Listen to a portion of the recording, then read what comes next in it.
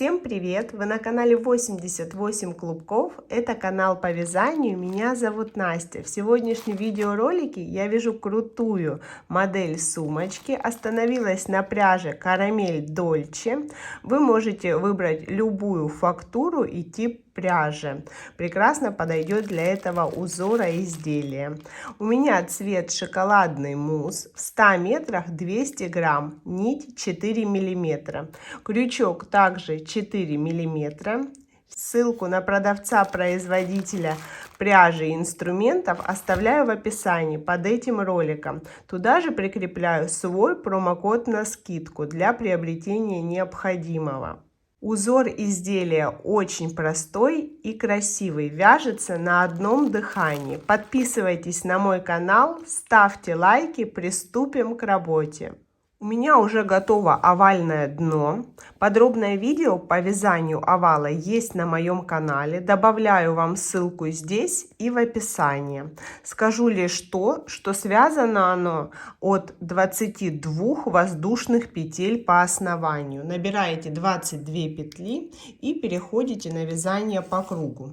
Размер донышка 5 рядов, 24 сантиметра на 8 сантиметров по короткой стороне. Сейчас я перехожу к обвязке моей заготовки. Вставляю крючок в первую кромочную косу и увожу рабочую петлю туда, вытягивая необходимым размером. Далее в каждую следующую точку за обе дужки провожу обвязку по кругу. Сейчас в круг у меня 70 петель, но мне необходимо количество петель для моего узора кратное 4. В моем случае 72 петли. Мне нужно будет в следующем ряду добавить 2 петли. После обвязки покажу, как это сделать.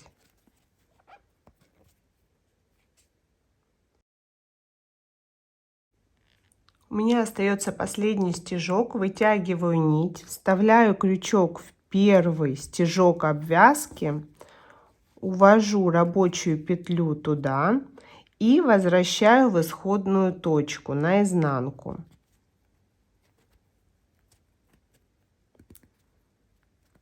Вот что у меня получилось. Я замкнула круг обвязки. Здесь эту петлю фиксирую рабочей нитью и перехожу на вязание первого ряда. Так как мне необходимо добавить 2 петли, добавление я сделаю в вершинах поворота здесь и здесь. То есть провяжу 2 петли в одну точку. Переходя на новый ряд, я подхватываю нити все, кроме обвязки, чтобы коса обвязки осталась на лице. Столбик без накида. Далее поочередно, не пропуская каждую точку. Столбик за столбиком за обе дужки кромочной косы вяжу до поворота.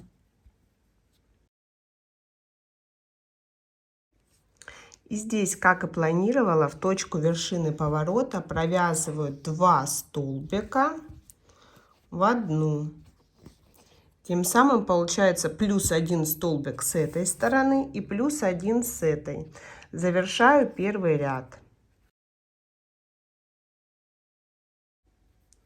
Сейчас в круг у меня необходимые 72 петли. Я маркирую точки между добавлениями в каждом ряду на вершине поворота с одной и с другой стороны. Так как узор по кругу кратен 4, через каждые 4 петли он будет повторяться. На этих вершинах мне необходима выпуклая часть узора, поэтому я просчитываю узор 1, 2, 3, узор 1, 2, 3, узор на соединении рядов 1, 2, 3. В следующий раз узор мне необходимо провязать здесь. То есть начать ряд и вязать узор начинаю с этой точки, для того, чтобы по этим точкам была выпуклая часть узора. Итак, вставляю крючок для соединения рядов, увожу рабочую петлю на изнанку, Далее вставляю в следующую кромочную косу и подхватываю уведенную петлю. Вывязываю столбик без накида.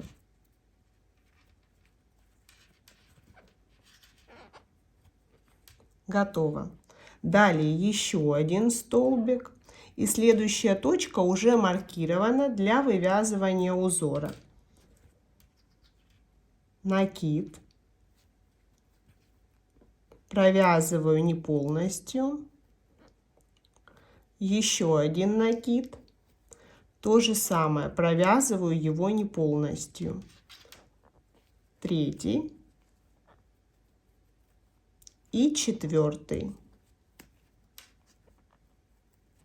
Сейчас на крючке 5 петель, провязываю их вместе. Формирую выпуклую часть и в следующую точку провязываю столбик без накида. Готово. Далее еще 2 столбика. И снова узор. Накид. Провязываю только накид с вытянутой петлей. Накид. Снова не полностью. Третий такой же.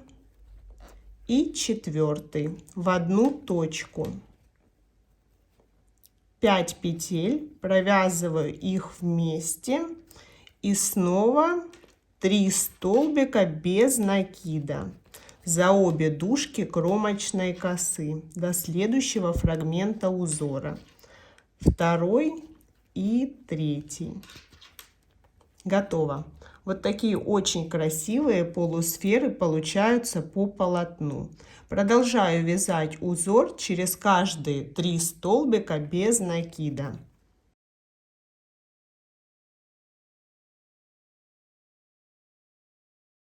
Последняя 18-я полусфера приходится на соединение рядов. Ввожу крючок в эту точку и точно так же вывязываю 4 неполных столбика с одним накидом. Третий, четвертый.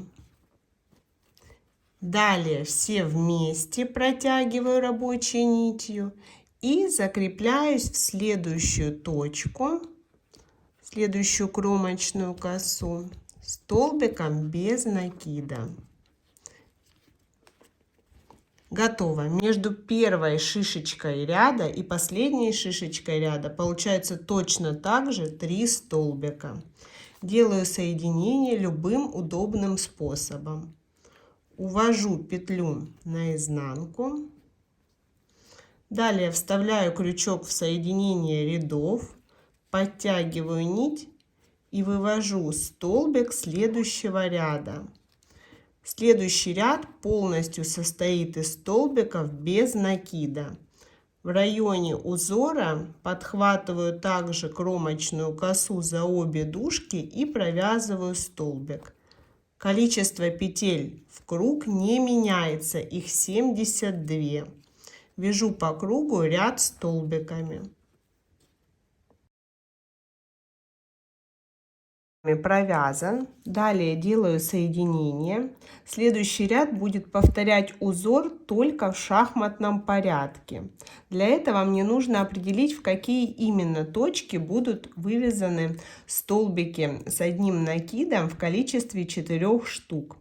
Здесь у меня между предыдущим узором 2 точки для провязывания, так как по 3 петли. Здесь, здесь и здесь. Так вот, узор я буду вязать в первую из этих точек, так как небольшой наклон имеет мой узор, будет получаться, что она как раз между 2 узорами прошлого ряда. Вставляю крючок, подхватываю уведенную петлю, формирую первый столбик следующего ряда. Готово. Далее еще один столбик по рисунку. Это точка, в которую мне нужно провязать узор. Она немножко в диагональ от узора позапрошлого ряда. Сюда провязываю 4 столбика с одним накидом. не довязывая их до конца. Первый, второй, третий и четвертый. Теперь 5 петель на крючке провязываю вместе. Далее формирую выпуклую шишечку и провязываю столбик без накида в текущую петлю. 1, второй и третий. Готово. Вот что у меня получается. Следующая точка снова для вывязывания узора. Так продолжаю по кругу и чередую ряды. Ряд с узором, ряд просто столбики. Ряд с узором, ряд столбики на необходимую глубину.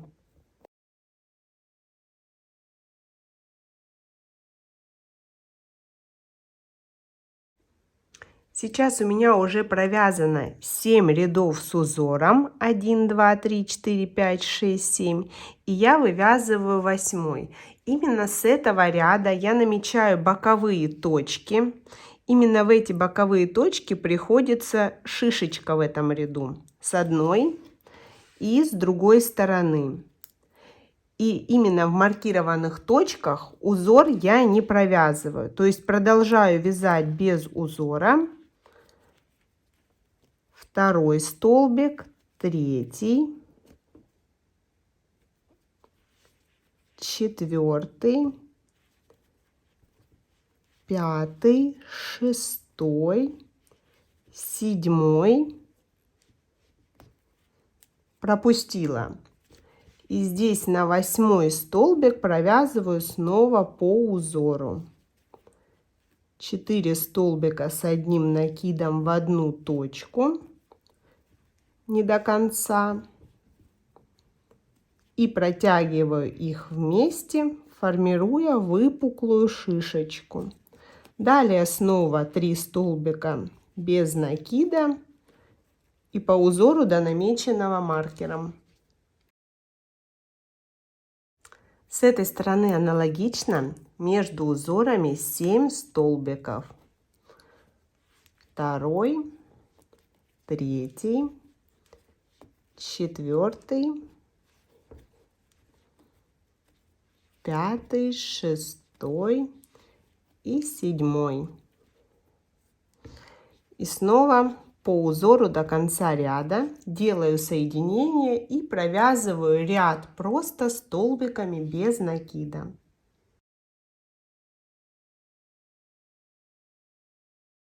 Следующий ряд снова подразумевает вывязывание узора. У меня здесь такие уголки, они должны продолжить расширяться. Поэтому я намечаю точки, где в этом ряду снова не будет провязан узор. Здесь мне еще нужна шишечка, а предыдущая вот здесь не нужна. И с этой стороны то же самое. Здесь не буду вязать и, соответственно, здесь. Все, угол расширяется, сумка приобретает необходимый вид. Продолжаю ряд с узором.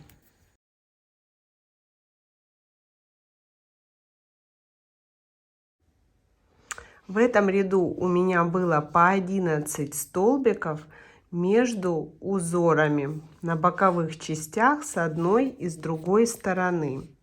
Далее я буду вязать ряд без узора, то есть столбиками без накида.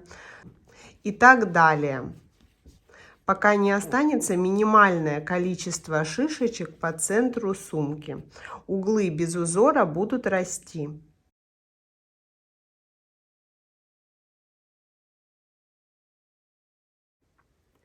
Я провязала последний ряд узора.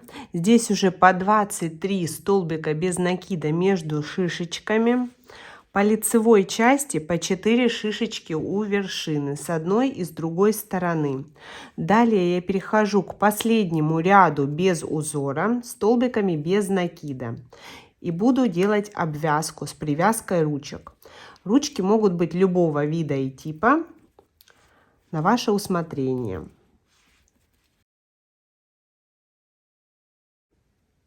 Обвязку края совершаю аналогично, как и по дну.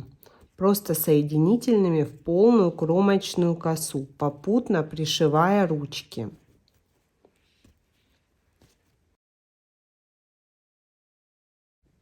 Прежде чем пришить ручку, она у меня квадратная, я сделала обвязку. Есть подробное видео на моем канале, как аккуратно и просто обвязать ручку любой формы. Итак, прикладываю непосредственно в намеченные точки 14 точек по полотну и 14 точек обвязки по ручке. Вставляю крючок в точку и по полотну, и по ручке, и продолжаю обвязку уже вместе с ручкой. С одной и с другой стороны аналогично.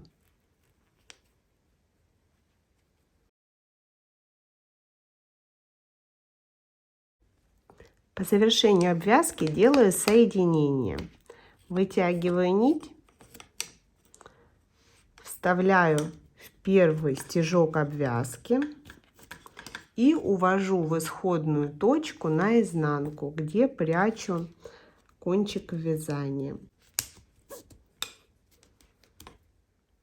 Сумка получилась просто загляденье, очень красивая и стильная, будет прекрасным акцентом к любому наряду, повседневному или праздничному. Можно добавить подкладу или кнопку для надежного закрывания. Точно так же можно уголки заворачивать или выворачивать. Размер готового изделия: глубина 22-23 сантиметра, размер по дну 25 сантиметров. Изделие универсальное и очень практичное.